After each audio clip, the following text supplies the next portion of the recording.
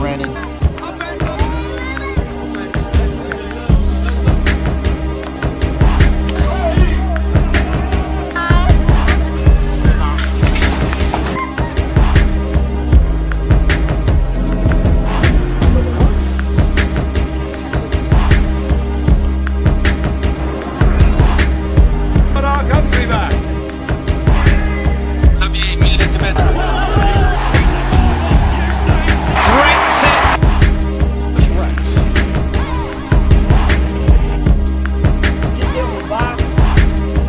This decision.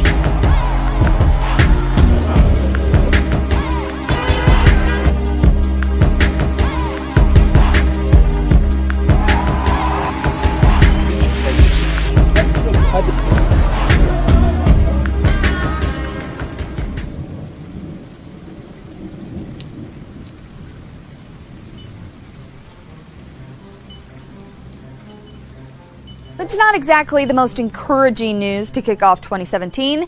A University of Connecticut professor says a society could collapse in the 2020s due to increasing social unrest.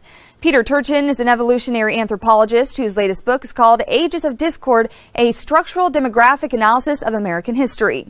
He's a leader in the field of cliodynamics, which analyzes historical events like a science using predictions and models. And using a model that tracks a number of factors, he predicts that social instability and political violence will peak in the 2020s.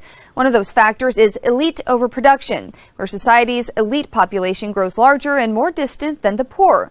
But Turchin doesn't plan to stand idly by. He told Newsbeat Social he and several colleagues want to develop a scientific understanding of how society got into this mess and then translate that science into policy to help us get out of it. Well, on behalf of humanity, we're rooting for you. If you're pretty confident that you'd survive a zombie apocalypse, prepare to hear some bad news. A new report suggests a real-life zombie takeover would put an end to the human race quicker than a season of The Walking Dead.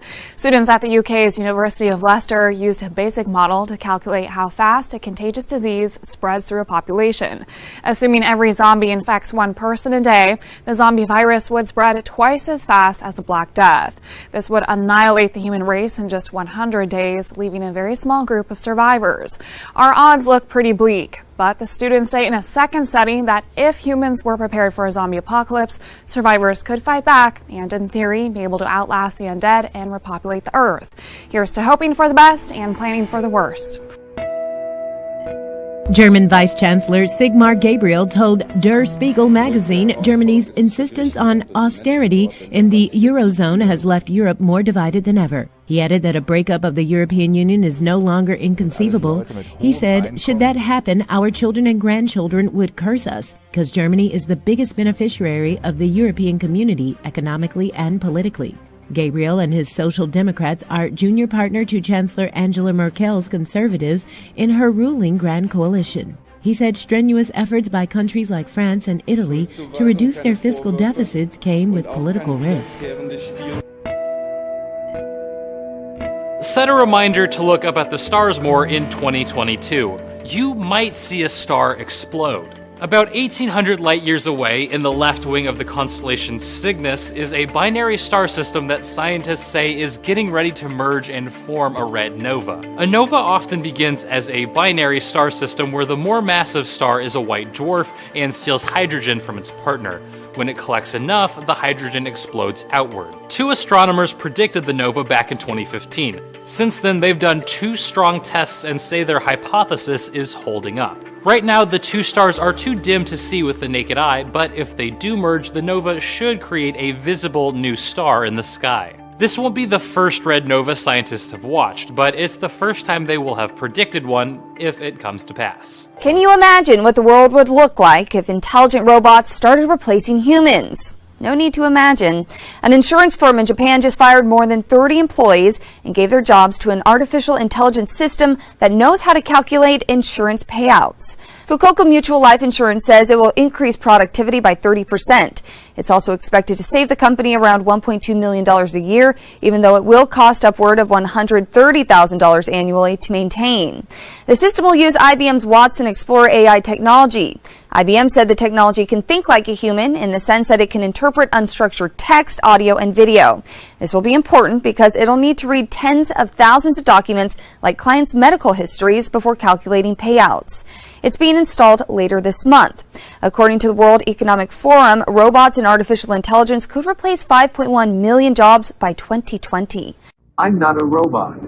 Then what are you? I am a human. Somehow, I'm not convinced. Google Home was originally supposed to be a voice-activated assistant for actual humans, but if you put two Google Homes side by side and feed a chatbot into them, they'll talk to each other forever.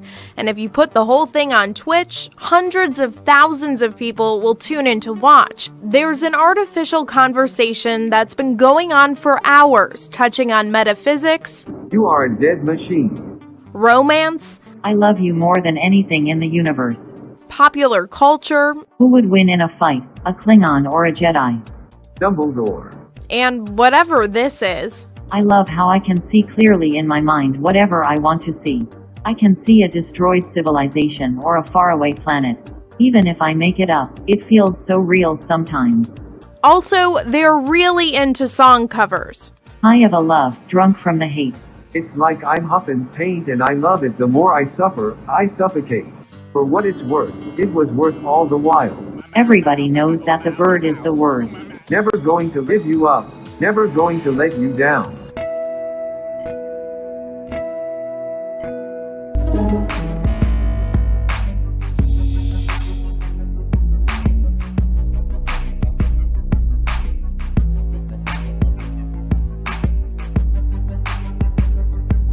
What was the score last night for the Detroit Red Wings game?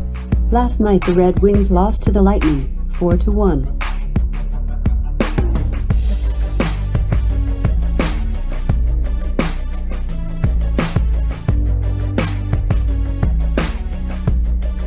Where's the nearest coffee shop? Getting directions to eat and roast.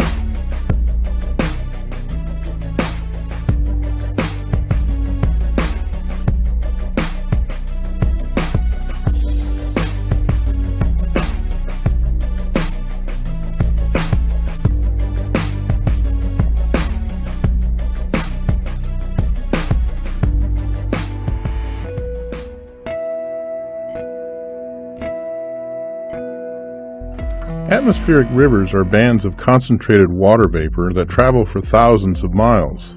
They form when winds shape tropical moisture into relatively narrow channels about a mile above the ocean. Atmospheric rivers are usually a few hundred miles wide, but they can transport the equivalent of 15 times as much water as the Mississippi River. Although the phenomenon occurs around the globe, a well-known example of an atmospheric river is called the Pineapple Express, because it forms in the Pacific near Hawaii. How does one form? Typically, high pressure blocking the U.S. West Coast weakens and shifts away. A branch of the jet stream and a low pressure trough taps a deep plume of moisture from the tropics and funnels it into the West Coast. Deep low pressure, usually positioned off the Pacific Northwest, sends waves of storms ashore along a frontal boundary. When an atmospheric river encounters mountain ranges, such as California's Coast Ranges and the Sierra Nevada, the water vapor is forced to lift. As it lifts, it cools and condenses, falling as rain nearer the coast or as snow in the mountains. Heavy rain may simply run off, but colder storms can add beneficially to the snowpack. Mountain snows store water for months, and snowmelt gradually feeds rivers and replenishes reservoirs. Atmospheric rivers have the potential to end the drought or, in some occasions, cause widespread flooding, landslides, and property damage. Threatening to paralyze transportation from Alabama all the way to New York City, millions of Americans were struggling under a winter storm that blocked roads and covered airports in treacherous ice across the South Saturday. According to the Weather Channel, 3 died from weather-related causes in Oregon, Kentucky, and Maine. Parts of North Carolina and Virginia were forecast to see up to a foot of snow. Roads in Georgia, Tennessee, and Alabama were coated in ice, leading to hundreds of accidents. Charlotte, North Carolina reported Saturday morning that 35 accidents had occurred since 10 p.m. on Friday. Nearly 2,000 people have died in a cold wave across Europe during the past 2 days. At 10 of the victims died in Poland. Others, among the refugees and the homeless, were found in Italy, Bulgaria, and Russia's St. Petersburg. The toll is expected to rise. Meanwhile, Russia has celebrated the coldest Orthodox Christmas in 120 years. Turkey and Greece likewise have seen fierce cold weather this past week. Hundreds of flights are canceled in Turkey's Istanbul on Saturday. The coldest temperature in Europe so far this winter was recorded on Friday in the Swiss village of La Brevine at minus 29.9 degrees Celsius. Now, the village's record of the coldest temperature ever was minus 40 degrees back in 1987.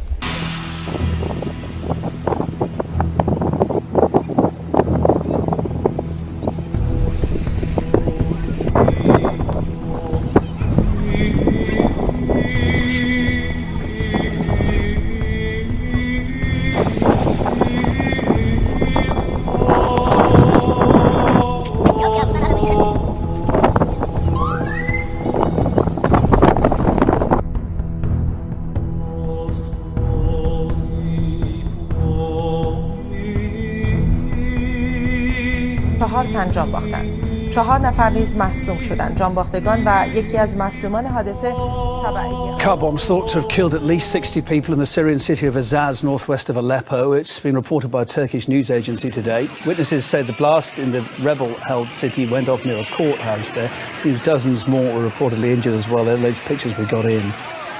Now, that development comes amid a nationwide ceasefire in Syria. On Friday, Russia's defense ministry announced it started withdrawing its armed forces from Syria after it says successfully completing its mission there.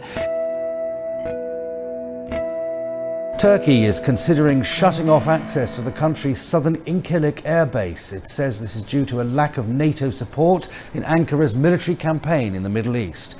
The US has led allies, including Kurdish militias, in fighting Islamic State and has used Incirlik as a launch point for airstrikes.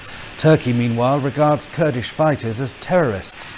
Ankara says the US chooses terrorists over allies when it supplies arms to Kurdish forces. Incirlik Air Base was already shut off once for suspected connections with the attempted coup back in July last year.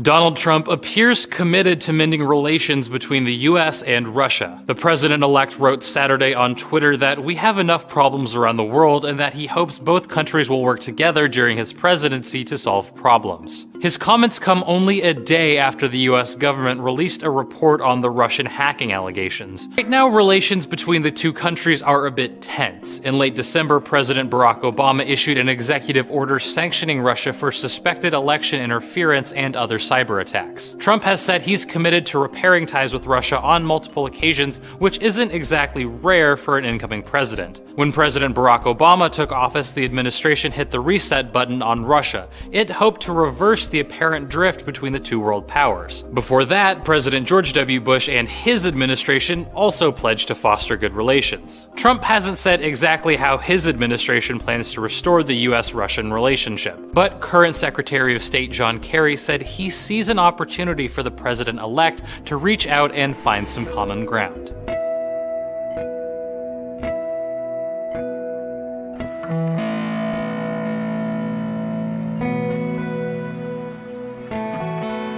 And now Israel has cut about $6 million in funding to the United Nations. Why? Over the Security Council's recent resolution against Israeli settlements.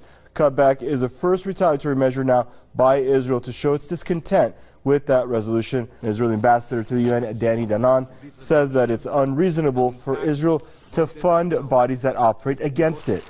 Now, Israel annually contributes some $40 million to the United Nations.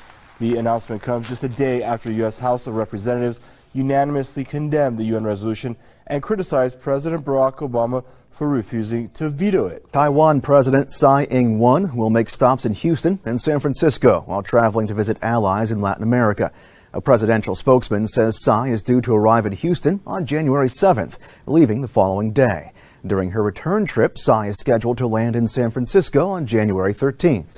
The American stopovers will be made despite China's requests that the U.S. disallow such a visit based on its One China policy, which declares Taiwan as part of China and only the government in Beijing should be recognized. According to the LA Times, Tsai recently said, quote, "The outside world has a lot of imagination regarding my transit stops," adding, "Transit is just transit." But Tsai has not ruled out any potential meetings during her U.S. stopovers. Political observers note that any meetings with President-elect Donald Trump's camp would anger Beijing.